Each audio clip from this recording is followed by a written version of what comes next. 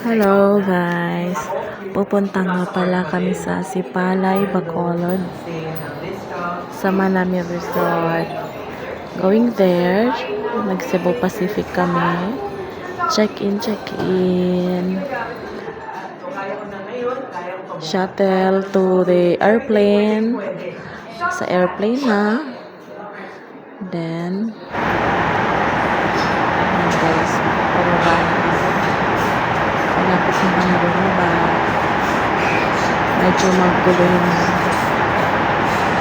airplane kasi marami siyang crowds. At sobrang sakit sa tenga. Parang sasabog yung tenga ko.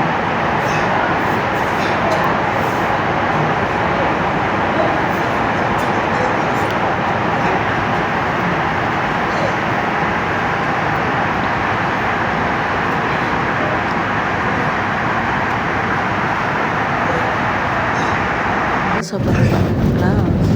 And then we landed.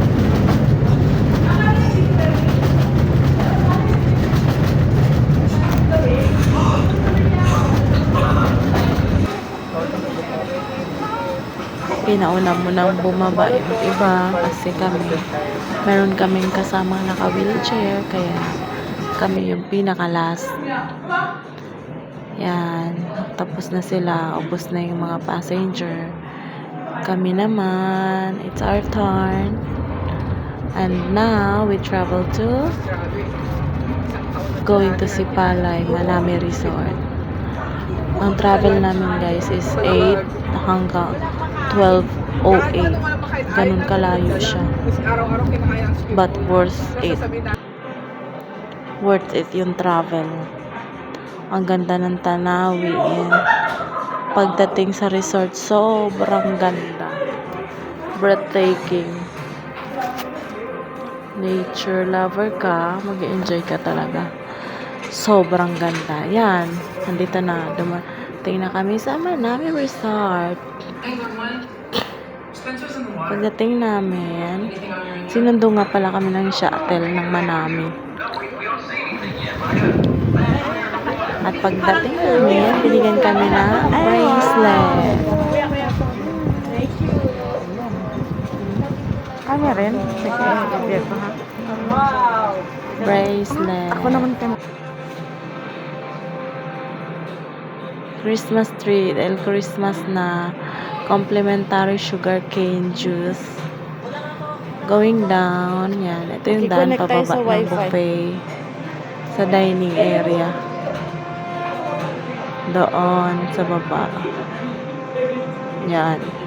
Yun po yung daan niya. Tapos, yung may parang hagdan doon, papunta na yung beach.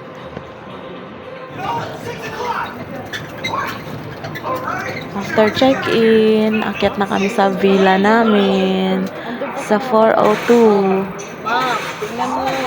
Apat lang po yung villa dito. At isa po yung kinuha namin.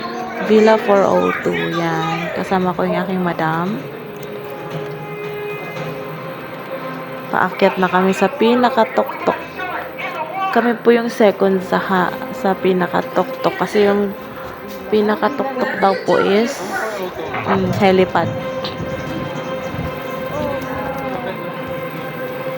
Sa mga gustong mag-airplane, doon po yung landingan nila. Sa pinaka-tok-tok. Kaya kami dito lang sa second.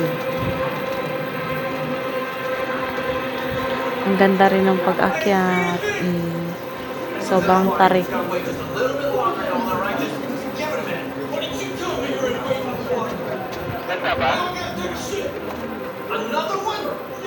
There.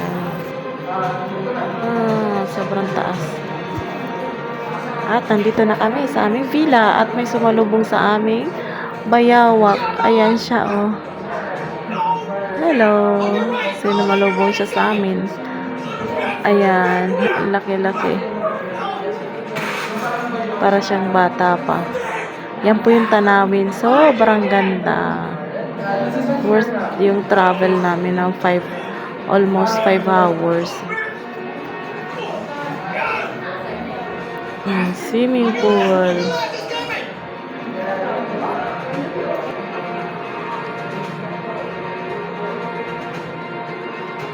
bed namin po. At may libre po silang bag.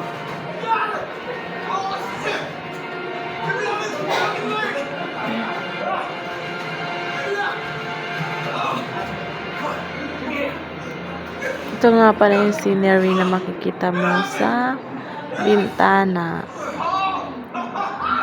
Sobrang fresh ng air.